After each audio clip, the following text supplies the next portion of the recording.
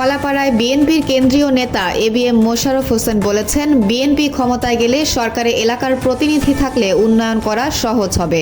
তাই ধানের শীষে ভোট দিয়ে উন্নয়নের সুযোগ দেওয়ার আহ্বান জানান তিনি। শুক্রবার দুপুরে পটুয়াখালীর কলাপাড়া প্রেস ক্লাবের ইঞ্জিনিয়ার তৌহিদুর রহমান হল রুমের সাংবাদিক ও সুধীজনদের সঙ্গে আয়োজিত আলোচনা সভায় প্রধান অতিথির বক্তব্যে তিনি এসব কথা বলেন। পটুয়াখালী ৪ আসনের ধানের শীষের প্রার্থী এবিএম মোশাররফ হোসেন বলেন, আগামী নির্বাচনে আওয়ামী লীগ অংশগ্রহণ করতে পারবে না। সুষ্ঠু ও নিরপেক্ষ নির্বাচন হলে বিএনপি ক্ষমতায় যাবে বলে তিনি আশাবাদ ব্যক্ত করেন।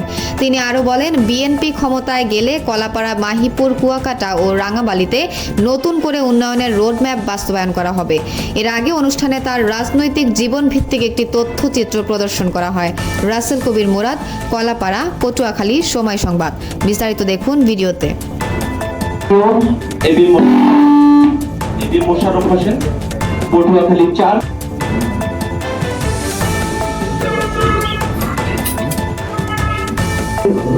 সকল বর্ষিত হোক, সকলকে সত্তা প্রতিপ্রতা ব্রহ্মাবলী ব্রহ্মবিদ্যা ধর্ম সংস্থাপনার ধায় সাম্যবান। যে তথ্যচিত্রটা আমরা তুলে এনেছি, যদি আপনাদের কোনো আমাদের ভুল ভ্রান্ত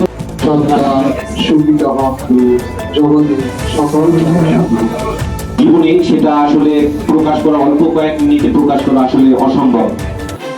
সময় স্বল্পতার জন্য সবার নাম বলতে পারছি না। আপনারা চিন্তা করেছিলেন যে কুয়াকাটাকে একটা সুন্দর আধুনিক পর্যটন কেন্দ্র হিসেবে গড়ে তোলা, যাতে এই এলাকায়। আর আমি ঢাকা থাকে তাদের সাথে নানা বিষয় আলাপ হয়, আমি দেখি সবসময় চেনেন না, কিন্তু তাদের মাঝে একটা চিন্তা সবসময়। সেই কলাপাড়া প্রেমিক যোদ্ধাদেরকে আমি আমার পক্ষ থেকে আবার